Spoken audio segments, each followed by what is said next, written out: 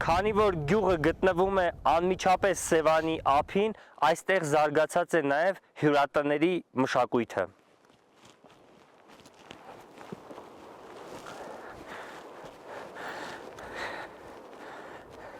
Բարև ձեզ։ Հյուրեր ընդունում եք։ Իհարկե ընդունում ենք։ Ոնց եք։ Լավ, շնորհակալություն։ Շատ եք այցելուներ ունենում։ Ամառվա սեզոնն այո, հատկապես հուլիս-օգոստոս ամիսներին։ Այ երբ որոշեցիք, որ ուզում եք հյուրատնային բիզնեսով զբաղվել։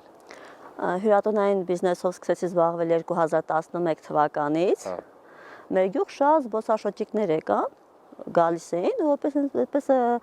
հենց հյուրատուն տան պահանջարկեր, այո, որ մնային, որպես ասենք հայկական գյուղեր եւ լճին մոտիկ, մարդիկ ավելի լավ, մենք շատ լճին մոտիկ ենք, բավականի մոտիկ ենք, Ձեր այգուց գեղեցիկ երևում է։